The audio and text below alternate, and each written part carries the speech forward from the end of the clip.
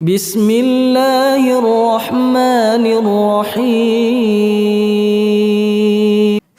Di hadis Bara bin Azib radhiyallahu anhu, ketika Nabi SAW menceritakan tentang dicabutnya nyawa, kemudian dikembalikan ke kuburan, lalu dikatakan yunadi munadin minas sama, ada yang menyeru dari langit mengatakan an sadaqa abdi. Ketika ditanya man rabbuk, man nabiyuk, dia bisa menjawab.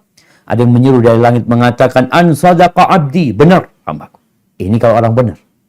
Ditanya man rabbuk, rabbi Allah. Madinuk Islam.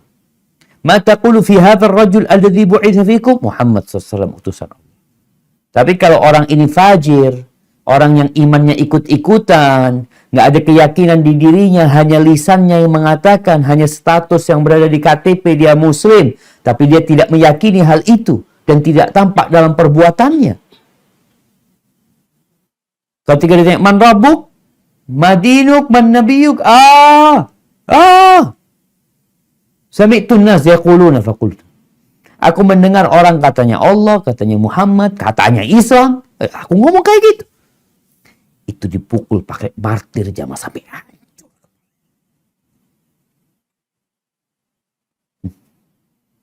Mau minta tolong sama siapa? Makanya ketika engkau besok mati, apa yang akan kita lakukan? Tapi kalau dia bisa menjawab dengan benar karena keyakinan dan amalan dia, maka ada yang menyuruh mengatakan an sadaqa abdi, benar, hambaku itu benar. Jawabannya sahih semuanya. Fa'afrishuhu minal jannah wa albisuhu minal jannah. Berikan dia kasur dari surga. Berikan kepada dia pakaian dari surga. Tempat yang sempit itu tahu-tahu jadi luas, jadi indah. Waftahu lahu baban ilal jannah. Dan bukakan bagi dia pintu ke surga. Nggak sendirian sudah jemaah. Orang tuh sendirian kalau pegang handphone bisa bertahan dia. Gimana kalau di kuburan dibukakan pintu surga, dia melihat keindahan surga. Kata Nabi SAW, fayatihi min rauhiha wa tibiha. Datang aromanya, wanginya kepada dia. Wa yufsah lahu fi qabrihi madda basari. Dan kuburan yang sempit itu diluaskan di alam barzakh sana buat dia sepanjang mata dia memandang. Dia tidak terkurung lagi. Lalu manusia ini kan tetap kalau sendirian di rumah yang bagus, di tempat yang indah, kalau sendirian nggak nyaman dia. Manusia yang namanya insan karena dia perlu kawan. Dia makhluk sosial. Lalu datang, wa ya'tihi rajulun hasanul wajh, hasanul thiyab. Akan datang kepada dia seorang yang wajahnya indah, yang bajunya bagus, yang wangi, lalu berkata, abshir billadhi yasurruka. Bergembiralah dengan yang menggembirakanmu. Kemudian, hadza yaumuka alladhi kunta tu'ad. Ini hari yang kau dijanjikan. Jemaah, kita sholat, kita sedang dengar kajian dapat apa? Kita sholat dapat apa? Ramadan bentar lagi, kita puasa, kita sholat tarawih, kita baca Quran sebulan penuh, dapat apa? Fulus nggak dapat kita. Dapat capek kita, iya. Lelah kita.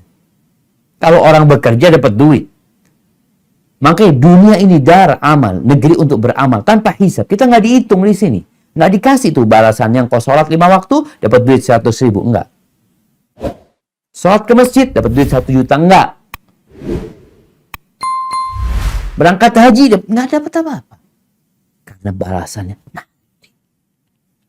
Tatkala ajal menjemput kita. Di tempat itu loh, kita lihat kuburan sana tuh, itu awal. Tempat kita akan mendapatkan balasan. Datang nih orang yang wajahnya indah, aromanya wangi, pakaiannya juga bagus. Lalu dia memberikan kabar gembira. Lalu tanya, engkau siapa? Engkau siapa? Kok wajahmu wajah yang penuh dengan kebaikan gitu loh. Aroma juga wangi, kata dia. Ana amaluka saleh. Aku amal saleh. Aku amal saleh. Ma 'alimtuka illa kunta sari'an fi ta'atillah. Aku tidak mendapatimu kecuali orang yang bersungguh-sungguh. Segera kalau beramal soleh. Berbuat maksiat, jauh. Subhanallah. Ini orang kalau amalnya baik. Lalu dia mengatakan, Rabbi ajil qiyamas sa. Ya Allah, segerakan kiamat. Karena dia melihat surga tuh. Dan ditampakkan kepada neraka. Kalau engkau nggak beramal soleh, ini tempatmu. Sehingga dia semakin gembira. Tatkala dia minta didirikan kiamat, dia mengkaima arji ila ahli wa amali, supaya aku bisa ketemu sama keluarga aku lagi.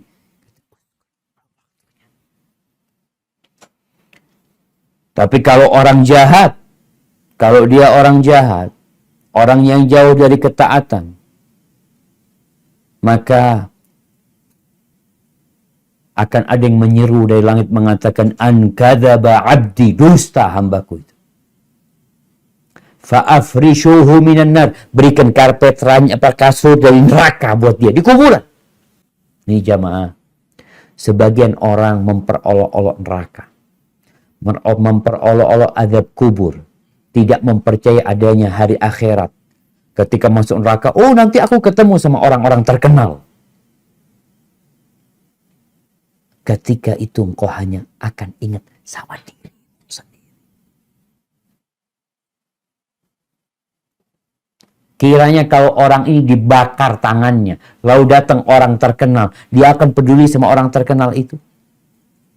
Kalau datang kepada dia wanita yang cantik, yang dia sukai, dalam kondisi tangannya dibakar, dimasak, dia akan melihat kepada perempuan tersebut. Kalla wallahi. Dia akan sibuk dengan tangannya yang dibakar.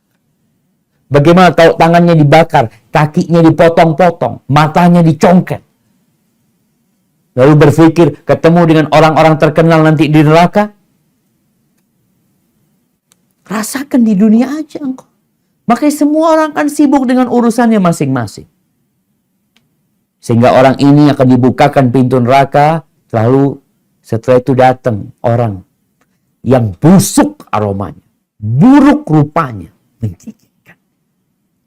Lalu orang yang mengatakan, engkau siapa engkau? Wajahmu wajah yang datang dengan keburukan, aromamu busuk, kata dia.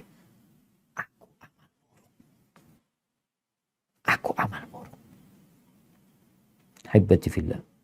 Kita mau sedang membuat kawan kita. Sedang membuat kuburan kita sendiri dengan amal kita. Tentunya dengan taufik dari Allah Azza wa Jalla. Maka banyak balap yang beramal soleh. Di antara yang diinginkan orang mati itu bersedekah. Kenapa kalau sedekah? Kita capek cari fulus lalu ditinggal. Ini orang pintar apa enggak? Punya rumah seluas 1 hektar. Dia punya mobil, punya perusahaan, mati ditinggal semua. Engkau bener enggak engkau manusia cerdas? Katanya engkau doktor. Kok ditinggal semuanya itu? Ya, orang yang cerdas adalah orang yang membawa hasil kerja dia ke kuburan. Di surat Al-Munafiqun ayat 10 sampai 11. Allah Azza wa Jalla mengatakan, wa anfiqu mimma razaqnakum min qabli an ya'tiya ahadakumul maut. Infakkan dari apa yang kami rizkikan kepada kalian sebelum datangnya kematian. Fayaqula Rabbi, kemudian orang ini mengatakan, Rabbi laula akhartani ila ajalin qarib. Kalau engkau akhirkan umurku sedikit aja, dikit dimundurin. Kalau mati jam 7 umpamanya, mati jam 7:05. Kepingin apa orang ini? Kepingin apa? Kepingin menyelesaikan bangunan rumahnya? Ingin menyelesaikan pembelian tanah? Apa yang dia inginkan? Fa'asaddaq. Dia ingin sedekah. Wa akun minas salihin. Dan aku jadi orang soleh gitu. Tahu nih sedekah ini bukti keimanan.